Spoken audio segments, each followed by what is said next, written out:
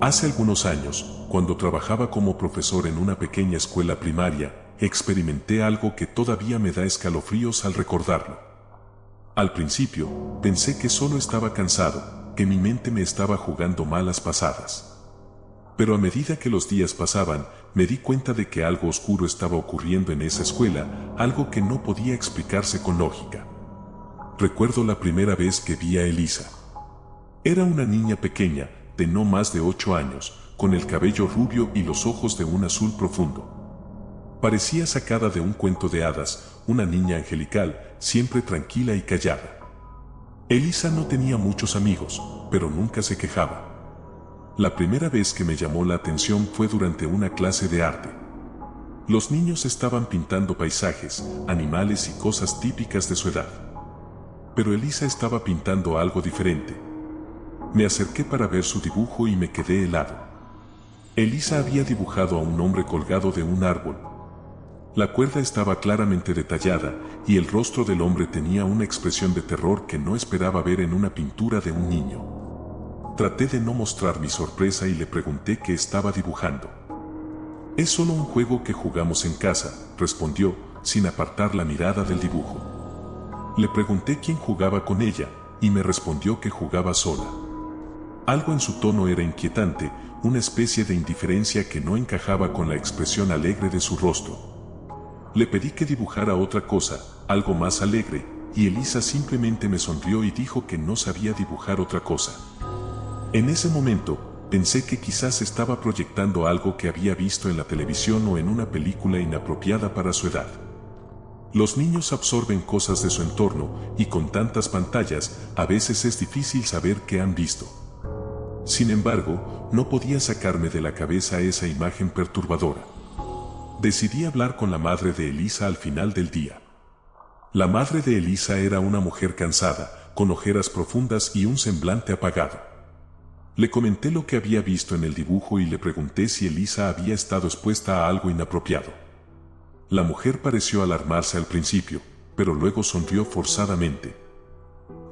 Seguro es solo su imaginación», dijo, como si quisiera convencerse a sí misma. Elisa siempre ha tenido una imaginación muy activa. Algo en su tono me hizo pensar que no me estaba diciendo toda la verdad, pero decidí no presionar. Tal vez estaba exagerando. Los niños tienen fases extrañas, y este podría ser uno de esos momentos. Sin embargo, las cosas empezaron a empeorar. Elisa no fue la única que comenzó a mostrar un comportamiento extraño. Otro niño de mi clase, Tomás, solía ser un niño alegre y extrovertido, siempre riendo y haciendo preguntas. Pero de la nada, su actitud cambió. Empezó a volverse retraído, a mirar fijamente a sus compañeros sin decir nada, con una expresión que no había visto antes en un niño. Una vez, durante la hora del recreo, lo encontré solo en el patio, observando a un grupo de niños que jugaban. Tenía los puños apretados y respiraba pesadamente, como si estuviera conteniendo algo. «¿Estás bien, Tomás?», le pregunté. Él me miró con esos ojos oscuros, y durante unos segundos no dijo nada. Luego, sonrió, pero no fue una sonrisa de un niño. Fue algo más frío, más calculador. «Ellos no entienden el juego todavía», dijo, y luego simplemente se dio la vuelta y se fue. Esa respuesta me dejó perturbado. ¿Qué juego era este del que hablaban? Decidí hacer una reunión con el director para hablar sobre mi preocupación. Le conté lo que había visto, los dibujos de Elisa, el cambio de comportamiento en Tomás. Pero el director no parecía interesado. «Los niños pasan por fases», dijo. «Además, tú eres nuevo aquí. Quizás simplemente estás interpretando mal sus actitudes». No me convenció, pero decidí dejarlo pasar. Pensé que tal vez estaba siendo demasiado paranoico, que necesitaba relajarme y darles espacio a los niños. Pero los eventos que siguieron hicieron imposible ignorar lo que estaba ocurriendo. Un par de semanas después, tuve que quedarme hasta tarde para corregir exámenes. La escuela estaba vacía, o eso pensé. Escuché risas provenientes del pasillo y me levanté para ver quién estaba allí. Para mi sorpresa, vi a Elisa y a Tomás, junto con otros 3 niños de la clase, sentados en círculo en el suelo. Parecían estar jugando a algo, pero no había juguetes, solo se miraban unos a otros, riendo en voz baja. ¿Qué están haciendo aquí?, pregunté, tratando de no sonar tan asustado como me sentía. Los niños levantaron la mirada, pero no respondieron de inmediato. Elisa fue la primera en hablar. Estamos jugando el juego del ahorcado, dijo, con una sonrisa tranquila. Miré a sus manos, y cada uno de los niños tenía una cuerda delgada enredada entre los dedos. No era una cuerda para saltar ni una cuerda de juguete. Era una cuerda áspera, como la que usarías para atar algo pesado. ¿De dónde sacaron eso?, pregunté, intentando mantener la calma.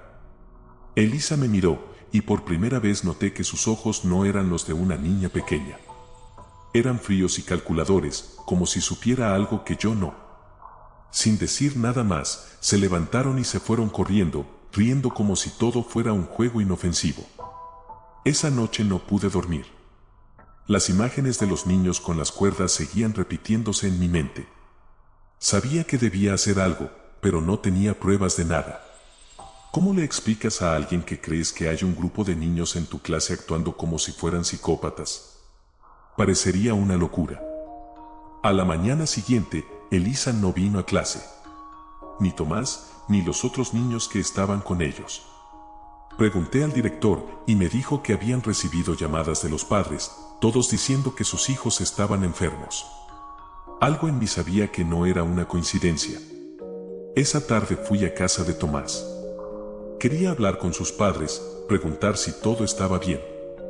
La madre de Tomás abrió la puerta, pero su expresión me dijo todo lo que necesitaba saber. Tenía el rostro pálido, y sus manos temblaban. Tomás no está aquí, dijo antes de que pudiera siquiera preguntarle.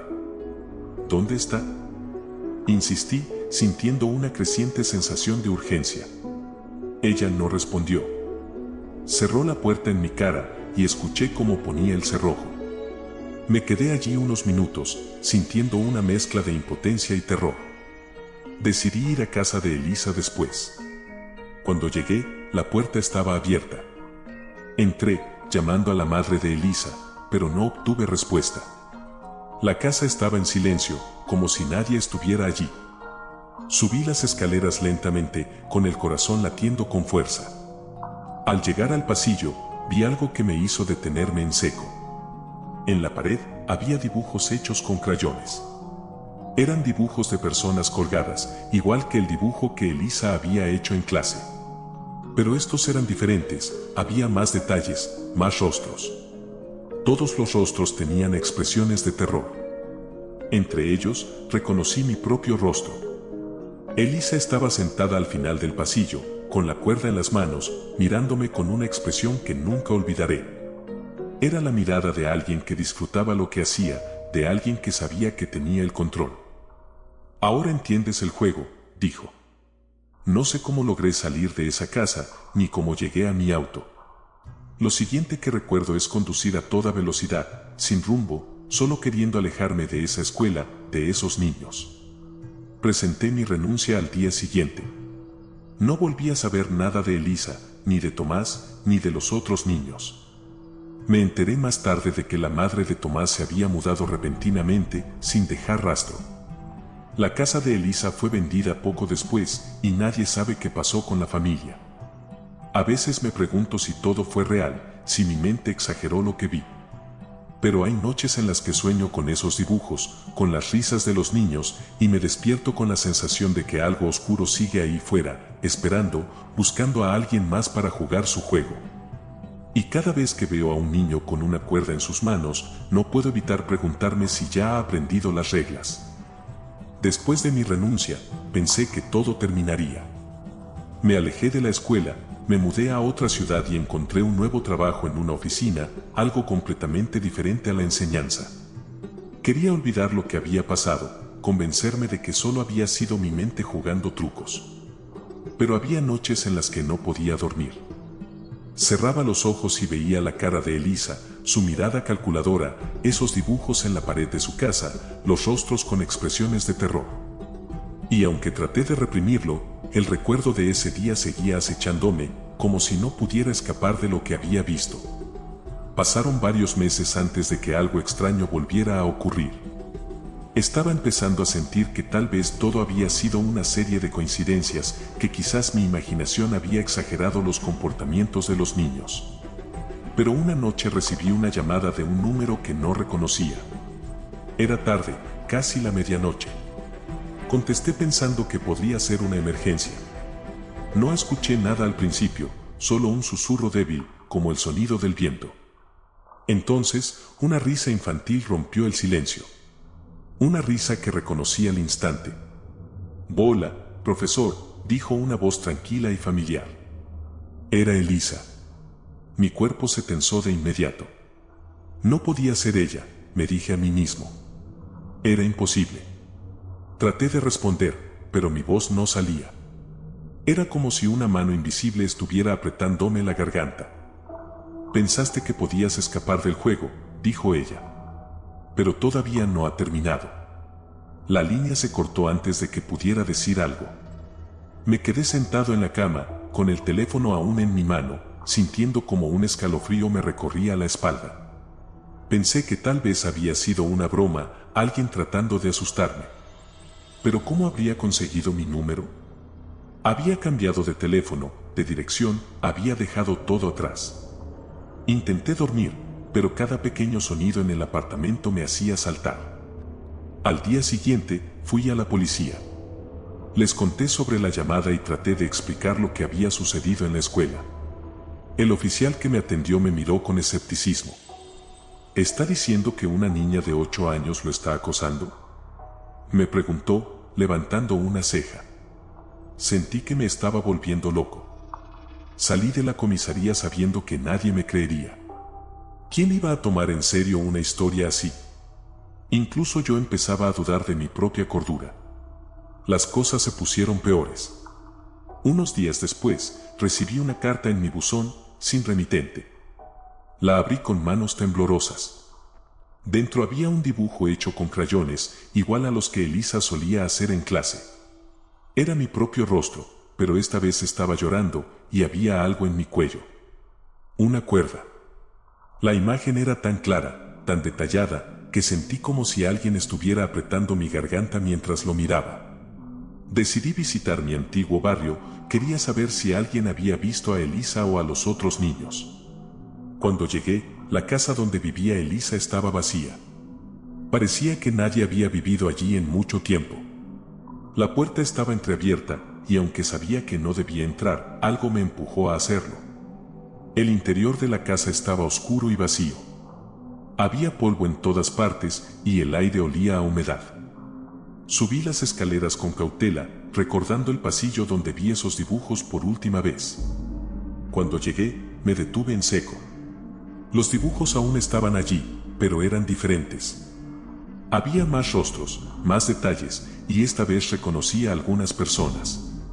Eran los rostros de los otros maestros de la escuela, incluyendo al director. De repente, escuché un ruido detrás de mí, como el sonido de pequeños pies corriendo. Me giré rápidamente, pero no vi a nadie. El pasillo estaba vacío. Mi corazón latía tan fuerte que sentía que me iba a explotar el pecho. Sabía que debía salir de esa casa, pero entonces escuché una risa suave, la misma risa que había escuchado en la llamada. «Estás aquí para jugar con nosotros», dijo la voz de Elisa, aunque no pude ver de dónde venía. Corrí escaleras abajo y salí de la casa, sin mirar atrás. No paré hasta llegar a mi auto, respirando agitadamente, con el cuerpo temblando. Me senté al volante, tratando de calmarme. No sabía qué hacer. Parecía que estaba perdiendo la cabeza. Pero lo que sucedió después confirmó que todo era real. Esa misma noche, recibí otra llamada. Era el director de la escuela, el mismo hombre que había desestimado mis preocupaciones. Sonaba alterado, como si estuviera al borde del pánico. «Necesito hablar contigo», dijo rápidamente. «Algo está mal, muy mal. Nos encontramos en un café a las afueras de la ciudad». El director estaba pálido, con ojeras profundas, como si no hubiera dormido en días. Me dijo que los niños que habían mostrado comportamientos extraños, incluyendo a Elisa y Tomás, habían desaparecido. Las familias no sabían nada, no había rastro de ellos. Y los maestros que habían trabajado con ellos también estaban empezando a actuar raro. Me contó que había empezado a recibir dibujos como los que yo había visto, todos con caras llorando y cuerdas alrededor del cuello. Me mostró uno de los dibujos que llevaba consigo, y mi estómago se revolvió al ver el rostro. Era el del director, pero en el dibujo estaba colgado de una cuerda. No sé qué está pasando, dijo, su voz temblando. Pero algo me sigue. Siento que los escucho susurrar por la noche. No puedo escapar de ellos. Intenté decirle que debíamos ir a la policía, que esto ya no era solo una paranoia, pero antes de que pudiera responder, su teléfono sonó. Contestó con manos temblorosas, y lo que escuché me heló la sangre. Era la risa de un niño, la misma risa que había escuchado en mis propias llamadas. El juego ya ha comenzado, dijo la voz de un niño. El director colgó de golpe y me miró, sus ojos llenos de terror. Antes de que pudiera decir nada, se levantó de la mesa y salió corriendo del café. Nunca lo volví a ver después de eso. Me enteré unos días después de que lo habían encontrado en su casa, colgado del techo con una cuerda alrededor del cuello. Después de la muerte del director, empecé a recibir más cartas, más dibujos. Los rostros en los dibujos eran cada vez más familiares. Vi a amigos, colegas, incluso a miembros de mi propia familia.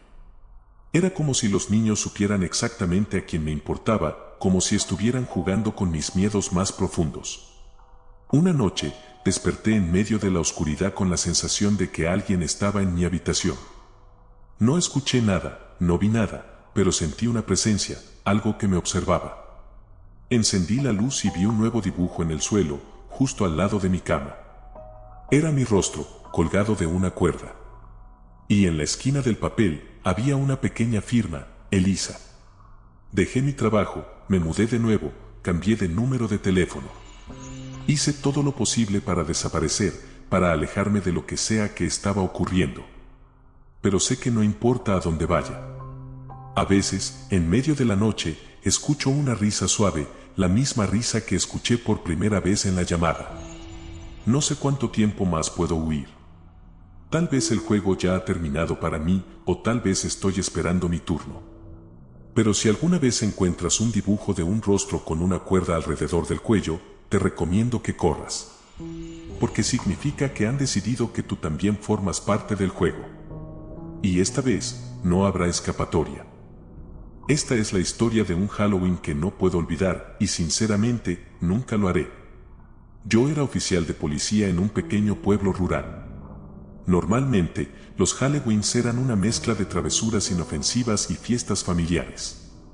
Los niños se disfrazaban de fantasmas, brujas y superhéroes, y los padres se reunían para acompañarlos en busca de dulces. Era una tradición, una noche para disfrutar y compartir. Pero esa noche en particular, todo cambió. Y fue cuando conocí a Sam, un niño de 9 años, vestido de payaso. El primer indicio de que algo estaba mal llegó a través de una llamada al 911. Una madre desesperada, gritando que su hijo había desaparecido. Era poco después del atardecer, apenas había empezado la búsqueda de dulces y ya teníamos una situación crítica. Fui uno de los primeros en responder. La madre estaba en la calle, llorando y gritando el nombre de su hijo, Lucas. Tenía solo 7 años. Estaba aquí, justo aquí, repetía una y otra vez. Solo me distraje por un momento, y se fue. No hay forma de que se haya alejado tanto. Comenzamos la búsqueda de inmediato. Otros padres nos ayudaron, gritando el nombre de Lucas mientras recorríamos el vecindario. Pero no había rastro de él. Uno de los niños que estaba en la zona, un pequeño disfrazado de vampiro, dijo haber visto a Lucas hablando con otro niño. Estaba hablando con el payaso, dijo. Un niño con un traje de payaso. Tenía un globo rojo. Esto me alarmó. No porque alguien se disfrazara de payaso, sino porque no recordaba haber visto a ningún niño vestido así esa noche. El detalle del globo rojo me parecía extraño, fuera de lugar para un disfraz infantil. Pero no le di más vueltas y seguimos buscando. Pensé que sería otro niño del vecindario y que Lucas había seguido caminando con él. Unas horas después, encontramos el disfraz de Lucas tirado cerca del río, pero no había señales del niño. Me agaché para recogerlo, sintiendo el peso de la tela mojada. No podía ser un accidente. Lucas no tenía razón para quitarse el disfraz y saltar al agua. Algo estaba mal. Mi radio sonó y recibí otra llamada. Otro niño ha desaparecido, me informó mi compañero. Es diferente al primer caso. Su disfraz apareció en la misma zona, junto al río. Su madre lo vio por última vez hablando con un niño disfrazado de payaso. Mi corazón se aceleró. 2 niños desaparecidos en la misma noche, en el mismo lugar, y ambos habían sido vistos por última vez con un niño disfrazado de payaso. Ya no podía ignorar el detalle. Pedí refuerzos y empecé a dirigir la búsqueda hacia el río. El lugar era oscuro y desolado, las ramas de los árboles se movían con el viento, proyectando sombras largas y siniestras. Mientras avanzábamos, escuché algo. Era un sonido suave, una risa infantil, proveniente del otro lado del río. Me detuve, levanté mi linterna y apunté hacia el agua. Allí estaba, en la orilla opuesta, un niño pequeño. Estaba vestido como un payaso, con una peluca de colores, un traje a rayas y la cara pintada de blanco, con una sonrisa roja dibujada de oreja a oreja. Sostenía un globo rojo, que se balanceaba suavemente con la brisa. Pero lo que realmente me heló la sangre fue su expresión. No era la sonrisa de un niño feliz, era algo mucho más oscuro, como si disfrutara de nuestro desconcierto. Cruzamos el río rápidamente y el niño no se movió. Solo nos miraba, con esa sonrisa espeluznante. Cuando llegamos a su lado, lo rodeamos. Uno de mis compañeros lo agarró del brazo, con suavidad, tratando de no asustarlo. ¿Cuál es tu nombre?, le pregunté. Me llamo Sam, respondió el niño, con voz suave y melodiosa. Lo llevamos a un lado, lejos del agua. Estaba tranquilo, demasiado tranquilo para un niño en medio de una situación tan caótica. Le pregunté si había visto a los otros niños, a Lucas y al segundo desaparecido, Mateo. Sí, estaban jugando conmigo, respondió. Pero ya no quieren jugar más. El tono de su voz me hizo sentir un nudo en el estómago. Había algo escalofriante en la forma en que lo dijo, como si fuera una broma interna que solo él entendiera. Le pedí que nos mostrara dónde los había visto por última vez. Sam nos guió por la orilla del río hasta un pequeño muelle abandonado. Apunté mi linterna hacia el agua y vi algo flotando. Eran cuerpos. 2 cuerpos pequeños, disfrazados, flotando boca abajo. Me lancé al agua sin pensarlo, junto con mi compañero. Lo sacamos de allí, pero ya era demasiado tarde. Lucas y Mateo estaban muertos. El horror de la escena me dejó sin palabras.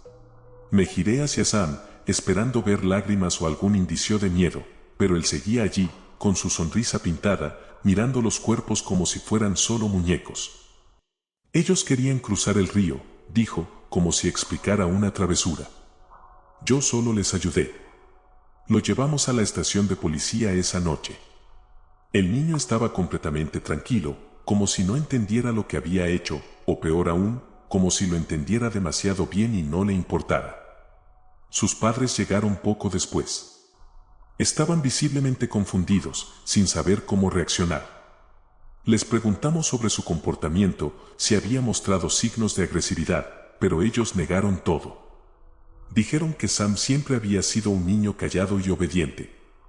Mientras hablábamos, Sam se sentó en una esquina, jugando con sus dedos, tarareando una canción que no reconocía. Me acerqué a él y me agaché para ponerme a su altura. ¿Por qué lo hiciste, Sam?, le pregunté en voz baja.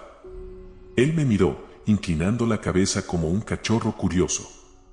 Era solo un juego, respondió. A veces, los juegos se vuelven aburridos y nadie se cae al agua. No supe qué decir. La frialdad en sus palabras, la indiferencia con la que hablaba de la muerte de esos niños, era algo que nunca había visto en un niño de su edad. Después de eso, lo dejaron bajo custodia mientras los investigadores intentaban averiguar más sobre lo ocurrido. Los días siguientes, la noticia se esparció como un incendio. Nadie podía creer que un niño de 9 años fuera capaz de algo así. Pero los hechos eran claros. Sam había llevado a esos niños al río y los había tirado al agua. Lo confesó sin remordimientos, como si fuera un simple accidente. No pude sacarme esa imagen de la cabeza. El payaso con el globo rojo, de pie junto al río, sonriendo mientras los cuerpos flotaban en el agua. Era una visión que me perseguía en sueños, una imagen que nunca desaparecería. Unas semanas después, mientras revisaba el caso, encontré algo extraño. Sam había mencionado el juego varias veces, pero cuando traté de buscar antecedentes de comportamiento similar en su familia o en la escuela, no había nada. Nadie recordaba haber visto a Sam actuar de manera agresiva antes de esa noche. De hecho, según los reportes, Sam apenas había hablado durante sus primeros años de vida. Fue como si algo hubiera cambiado en él repentinamente, justo antes de Halloween. Los psiquiatras intentaron evaluar a Sam, pero él solo repetía lo mismo una y otra vez. Es solo un juego, decía, con una sonrisa inquietante. Todos quieren jugar, pero no todos pueden ganar. Lo último que supe de Sam es que fue trasladado a una institución para menores. Los médicos dijeron que tenía tendencias psicopáticas, que su capacidad de empatía estaba ausente por completo. Pero yo sigo pensando en esa noche, en la mirada en sus ojos, en la forma en que parecía disfrutarlo todo. Nunca había visto algo así en un niño. A veces me pregunto si era realmente solo un juego para él o si había algo más detrás. Algo oscuro, algo que no comprendemos. Tal vez esa noche, cuando Sam se vistió de payaso, se convirtió en algo más que un niño. Y lo que es peor, me pregunto si, después de todo, solo está esperando su próximo Halloween para encontrar a alguien más con quien jugar. Después de que Sam fuera trasladado a la institución para menores, el pueblo intentó seguir adelante. Pero nadie podía olvidar lo que había pasado aquella noche de Halloween. Lucas y Mateo fueron enterrados en un pequeño cementerio local y la comunidad se reunió para llorar su pérdida. Las familias se mudaron poco tiempo después, incapaces de soportar el dolor y la tristeza que los rodeaban. Los árboles que rodeaban el río parecían más oscuros, más sombríos, como si el lugar mismo estuviera manchado por lo que ocurrió allí. Aunque había dejado de trabajar como oficial, no pude alejarme del caso. Era como una espina en mi mente, algo que no me dejaba dormir por las noches. Las imágenes de los niños flotando en el río y la sonrisa espeluznante de Sam me perseguían a donde fuera. Decidí visitar la institución donde lo habían internado. Necesitaba respuestas, aunque una parte de mí sabía que nunca las obtendría. El centro de menores era un lugar sombrío, con altos muros y ventanas con rejas. Un guardia me acompañó a una sala de visitas pequeña y fría. Me senté en una silla de metal, esperando a que trajeran a Sam. El guardia me miró con cierta curiosidad, como si no entendiera por qué querría ver a un niño que había cometido algo tan horrible. Cuando Sam entró, llevaba una bata blanca. Sus zapatos hacían un eco suave contra el piso de cemento. Me miró con esos ojos grandes y brillantes, la misma mirada calculadora que vi aquella noche junto al río. Me sentí invadido por una mezcla de miedo y lástima. A pesar de todo lo que había hecho, seguía siendo solo un niño, uno que quizás nunca tuvo la oportunidad de ser normal. «Hola, profesor», dijo con voz suave, inclinando la cabeza como un cachorro curioso. No respondí de inmediato. Me costó encontrar las palabras. El silencio se hizo largo y pesado, hasta que finalmente me atreví a preguntar. «¿Por qué, Sam? ¿Por qué lo hiciste?» Él me miró fijamente, como si estuviera estudiándome, intentando decidir si debía decir la verdad o seguir con su juego. Su expresión era tranquila, casi aburrida. «Ya te lo dije», respondió. Era solo un juego. La forma en que lo dijo me hizo apretar los puños. Era tan frío, tan indiferente. Sentí una oleada de frustración y tristeza. Quería que mostrara algún remordimiento, una señal de que entendía lo que había hecho, pero no había nada en su voz que indicara eso. «Lucas y Mateo eran tus amigos», insistí. «¿No te importa lo que les pasó?» Sam parpadeó lentamente, como si la pregunta lo confundiera. Luego sonrió, esa sonrisa torcida y vacía que me había helado la sangre tantas veces. Sí, eran mis amigos. Pero ya no lo son. Ahora son parte del juego. No pude soportar más. Me levanté de golpe, sintiendo una mezcla de ira y desesperación. Estaba a punto de irme cuando él dijo algo que me hizo detenerme. ¿Sabes qué es lo más triste de todo, profesor? Me giré para mirarlo, con el corazón en la garganta. ¿Qué es, Sam? Sus ojos parecieron llenarse de una extraña melancolía, una expresión que nunca le había visto antes. Fue solo un instante, pero vi algo diferente, como si detrás de esa frialdad hubiera un atisbo de comprensión. Que los adultos siempre piensan que pueden salvarnos. Pero no entienden que algunos de nosotros ya estamos rotos y nadie puede arreglarnos. Las palabras me golpearon como un puño en el estómago. Me senté de nuevo, incapaz de hablar. Por primera vez, sentí lástima por él, una lástima profunda y dolorosa. Tal vez Sam estaba diciendo la verdad. Tal vez siempre había estado roto y nadie se dio cuenta hasta que fue demasiado tarde. Me incliné hacia adelante, tratando de encontrar algún indicio de arrepentimiento en su rostro, algo que me diera esperanza. Sam, ¿alguna vez quisiste ser normal? Pregunté en un susurro. El niño me miró con una expresión extraña, casi triste, y asintió lentamente. Lo intenté. Pero el juego es más fuerte.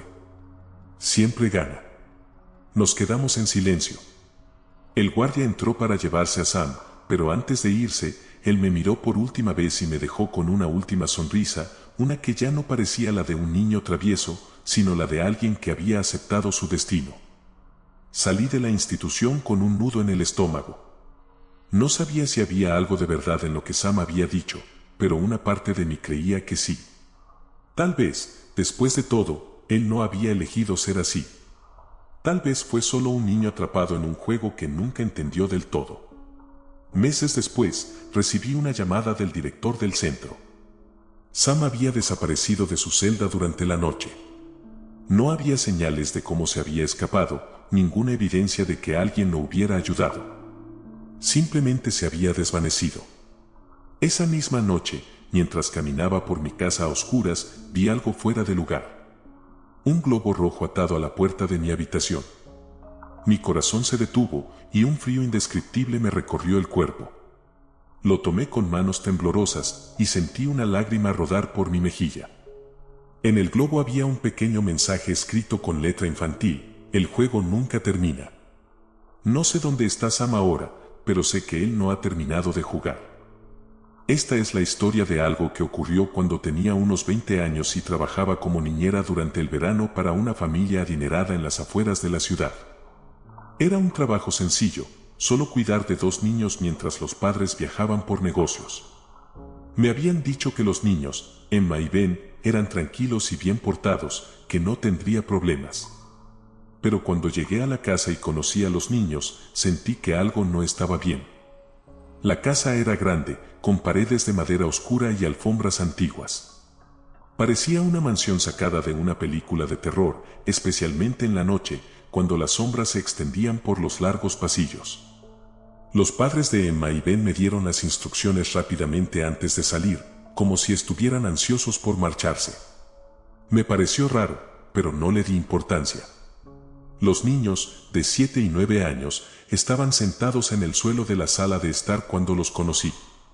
Emma era la mayor, con el cabello rubio liso y los ojos claros. Ben tenía el cabello oscuro y una expresión extraña, una sonrisa que no llegaba a sus ojos. Los dos estaban jugando con muñecos de porcelana, una colección que ocupaba un estante completo en la sala. Había muñecas de todos los tamaños, algunas pequeñas y otras tan grandes como un niño de 5 años. Todas parecían antiguas, con rostros pintados a mano y ojos de cristal que parecían seguirte por la habitación.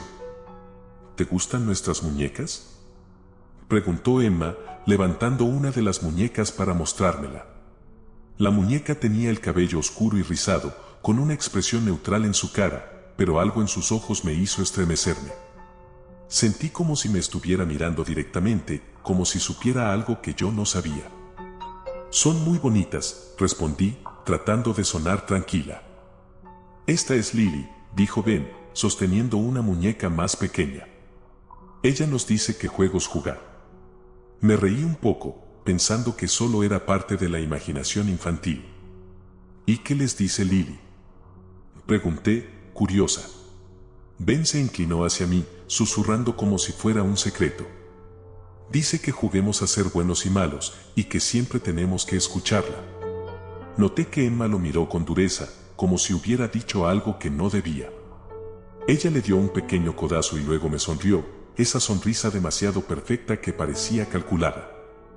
Ben está bromeando, dijo. Solo nos gusta inventar historias para nuestras muñecas.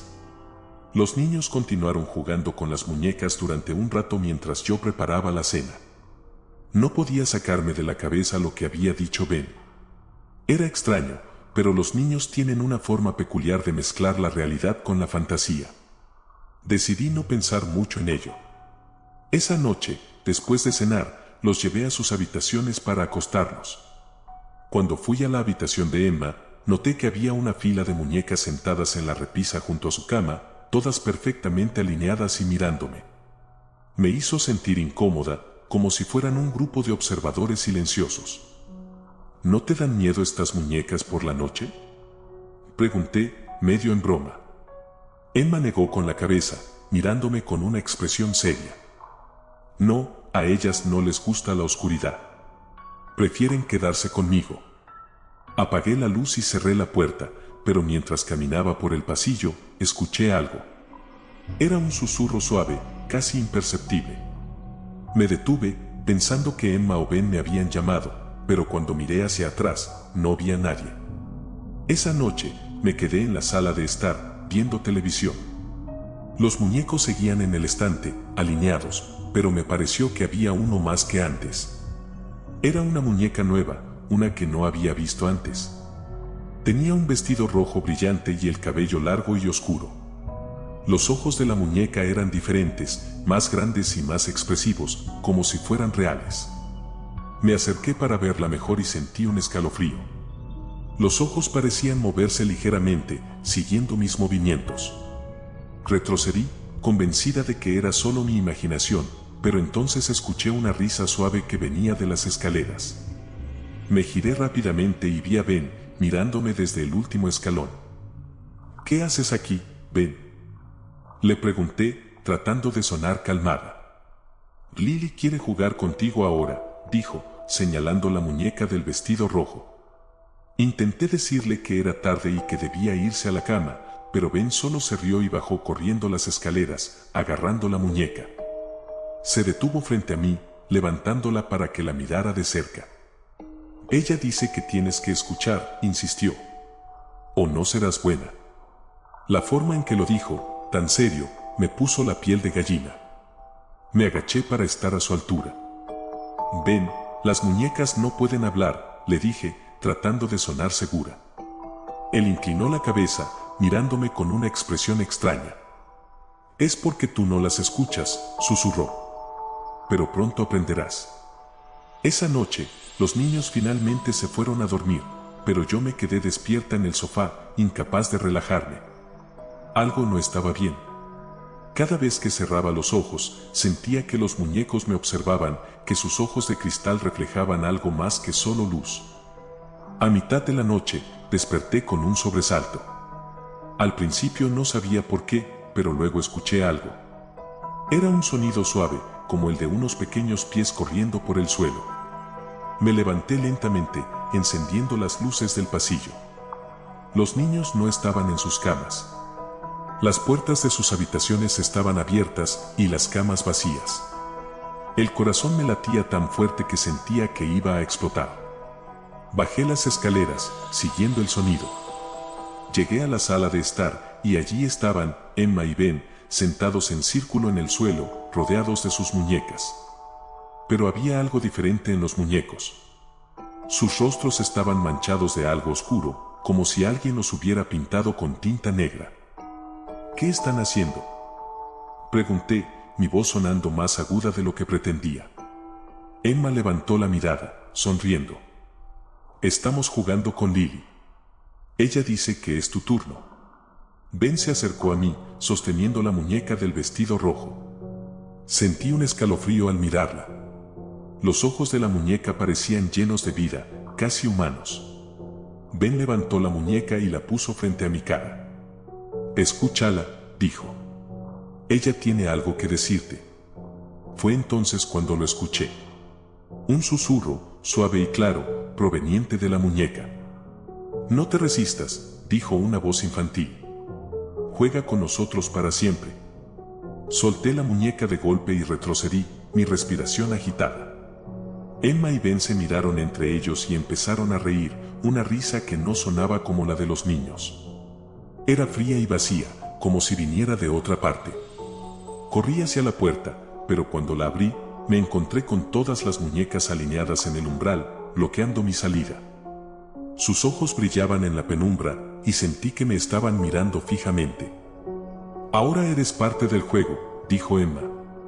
La última cosa que recuerdo es caer al suelo, con las muñecas rodeándome y el sonido de sus pequeñas risas llenando la habitación.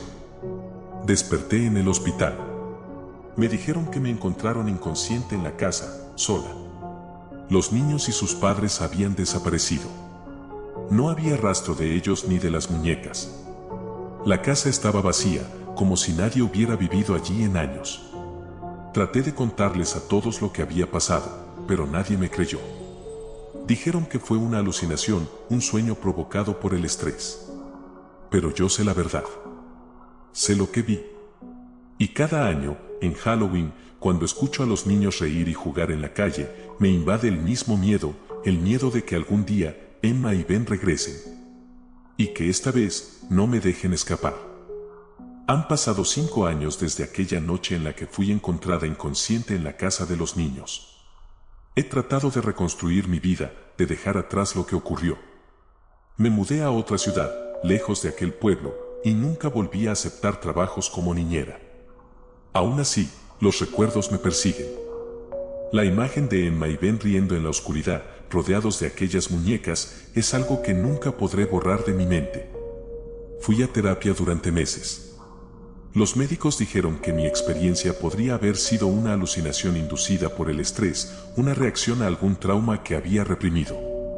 Me dieron medicación y recomendaron que no hablara más del tema, que lo dejara en el pasado.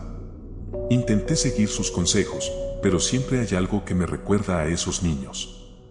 Especialmente cuando se acerca Halloween. Este año, algo cambió. Recibí una carta anónima en mi buzón. No tenía remitente, solo mi nombre escrito con letra infantil. Sentí un nudo en el estómago mientras la abría. Dentro había una sola hoja de papel y al desplegarla vi un dibujo hecho con crayones. Era mi rostro, pero rodeado de muñecas. Al pie del dibujo había un mensaje escrito con la misma letra: Emma y Ben quieren jugar contigo otra vez. Cerré la carta de golpe, sintiendo un escalofrío recorrerme el cuerpo. Traté de convencerme de que era una broma, alguien que se había enterado de mi historia y decidió jugarme una mala pasada. Pero en el fondo, sabía que no era eso. Sabía que había algo más oscuro detrás. Esa noche, me desperté en medio de la madrugada con la sensación de que alguien estaba en mi habitación. Me quedé inmóvil, escuchando atentamente. Un suave susurro, casi imperceptible, llenaba el aire. Era la voz de un niño, cantando una canción que no reconocí. Me giré lentamente y encendí la lámpara de noche. No había nadie allí. Pero cuando miré hacia el suelo, vi algo que me dejó helada. Una pequeña muñeca de porcelana, con el cabello oscuro y un vestido rojo brillante, estaba sentada junto a mi cama. Era Lily, la muñeca que Ben me mostró aquella noche. No sé cómo llegó allí, pero sabía que no era posible. No la había visto desde la última vez que estuve en esa casa.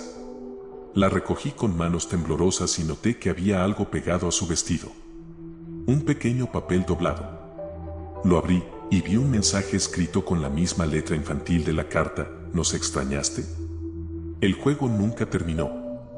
Me levanté de la cama de un salto y tiré la muñeca al suelo, sintiendo el miedo apoderarse de mí. No podía quedarme en mi apartamento. Salí corriendo, sin siquiera ponerme zapatos, y me dirigí al auto. Conduje durante horas, sin rumbo, solo queriendo alejarme lo más posible. Terminé en un motel a las afueras de la ciudad. Tomé una habitación y me encerré allí, tratando de calmarme. Esa noche, mientras intentaba dormir, escuché un golpe suave en la puerta. Eran casi las 3 de la madrugada y nadie debería saber que estaba allí. Mi corazón empezó a latir con fuerza. Me acerqué a la puerta y miré por la mirilla. No había nadie. Abrí la puerta lentamente, con la esperanza de que fuera solo una falsa alarma. En el suelo, frente a la puerta, había otra muñeca. Esta era diferente, tenía el cabello rubio y una expresión triste pintada en su rostro. Junto a ella, un pequeño globo rojo flotaba suavemente. Lo tomé y noté que había algo escrito en él: Emma y Ben están aquí. Entré de nuevo al cuarto, cerrando la puerta con fuerza. Me senté en la cama, sintiendo el pánico apoderarse de mí. Las luces comenzaron a parpadear y la temperatura de la habitación bajó drásticamente. Fue entonces cuando escuché la risa. Una risa infantil que reconocí al instante. La misma risa que había escuchado aquella noche junto al estante de las muñecas. «Estamos aquí», susurró una voz. Me giré rápidamente, pero no había nadie. La muñeca estaba sentada en el centro de la habitación, mirándome con esos ojos de cristal vacíos. Me levanté de un salto y la lancé contra la pared, escuchando cómo se rompía en pedazos. Pero entonces, escuché pasos pequeños detrás de mí. Emma y Ben estaban allí, de pie en la esquina de la habitación. No eran los mismos niños que recordaba. Sus rostros eran pálidos, casi translúcidos, y sus ojos brillaban con una intensidad inhumana. Emma sostenía la muñeca rota en sus manos, y Ben tenía un globo rojo en la suya. Sus sonrisas eran amplias, pero no había nada de alegría en ellas. «Pensaste que podías escapar del juego», dijo Emma, con voz tranquila. «Pero nadie se va sin terminar». «No queremos que te vayas otra vez», dijo Ben. «Esta vez, tú serás la muñeca». Retrocedí, sintiendo como el miedo se apoderaba de cada parte de mi cuerpo. Intenté gritar, pero mi voz no salía. Era como si una mano invisible me apretara la garganta. Emma dio un paso hacia mí y levantó la muñeca rota, susurrándole algo al oído. De repente, sentí un dolor agudo en el pecho, como si algo se estuviera apoderando de mí. Caí al suelo, incapaz de respirar. Los niños se acercaron, sus risas llenando la habitación, y entonces todo se volvió oscuro. Desperté en mi apartamento, en mi propia cama. Pensé que tal vez todo había sido un sueño, una pesadilla más causada por mi trauma. Pero cuando me levanté, lo supe. Algo estaba mal. Mis movimientos eran torpes y mi visión era extraña, como si viera el mundo a través de un filtro de cristal. Caminé hacia el espejo y casi grité de horror. Mi reflejo no era el mío. Lo que vi fue una muñeca de porcelana, con el rostro pálido y los ojos de cristal, el cabello rizado y el vestido rojo. Intenté moverme, pero mi cuerpo no respondía. Estaba atrapada. Y entonces los vi en el espejo, Emma y Ben, de pie detrás de mí, sonriendo. «Ahora eres parte de nuestra colección», dijo Emma. «Siempre quisimos que jugaras para siempre». Ben levantó el globo rojo y lo dejó ir, viéndolo flotar lentamente hacia el techo. Sentí una lágrima rodar por mi mejilla de porcelana, pero ya no podía moverme. El juego había terminado. Y yo había perdido.